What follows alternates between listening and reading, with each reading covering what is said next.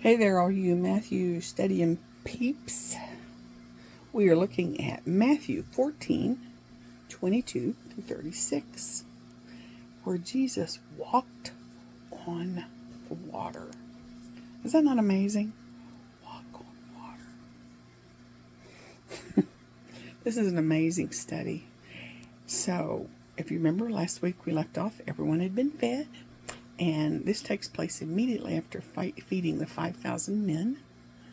All the people have been fed, and John tells us why Jesus wanted to get the disciples out of there, as the people were going to take Jesus by force and make him an earthly king. And that's not what he came to do. It was not in God's purpose or his timing. So Jesus knew the meeting needed to disperse. So he sent the disciples on their way while he went to pray on the hilltop. The disciples were fighting a strong wind. As I've told you before, the Sea of Galilee is like a valley, and all around it is these hills or mountains.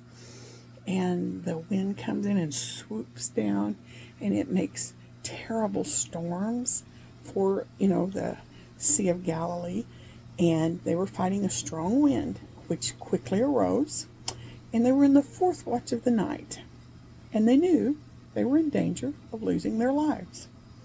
So it's a picture of our lives. Mother? Yes? That was my daughter. Yes. I'm back. I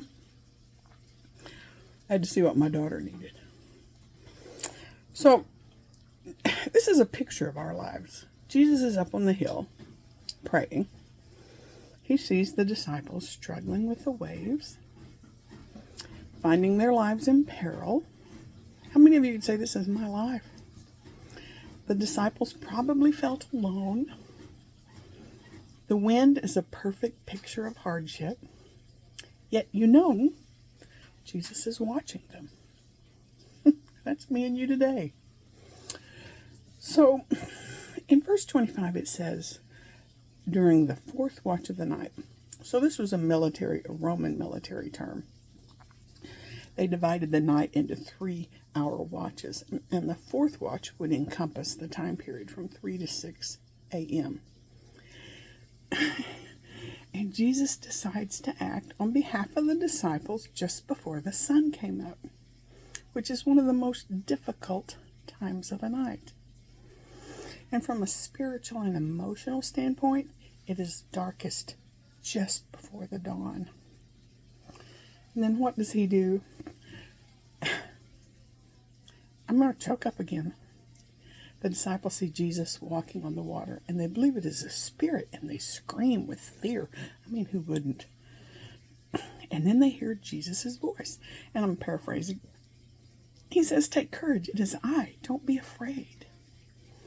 His message, it was not a lesson in coolness. Say, hey man, I'm cool, I walk on water, you can't. But he was making a point. When life stirs up trouble, I'm here.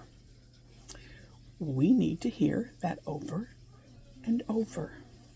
The winds and waves that cause us fear and trouble are under his feet and his control. And let me end with this. Peter. The Lord did not rebuke Peter, but said, come. When, Peter says, hey, is it you? Beckon me to come to you. And that's my version.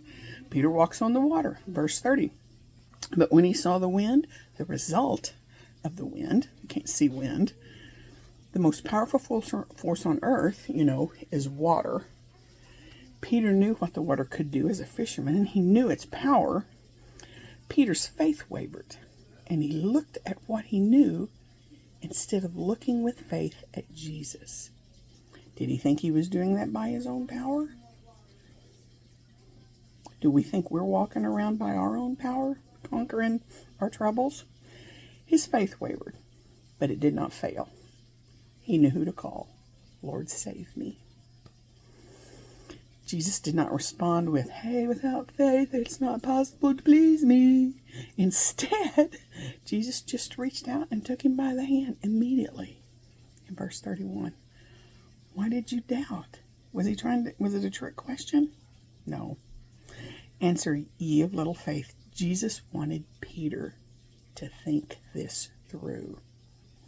So John 15:5, when our faith wavers, apart from me, you can do nothing. Does your faith waver? I have been known to pray, Lord, I don't mean not to have faith. Help my, unbelief. And I think it's James that talks about wavering faith. It's hard to put your faith in something you don't know, but doable. This is a good study. I want you to meditate on it and think about it. Jesus walked on water. He can do anything. And he can solve our problems. We just need to focus on him. Everybody have a good week.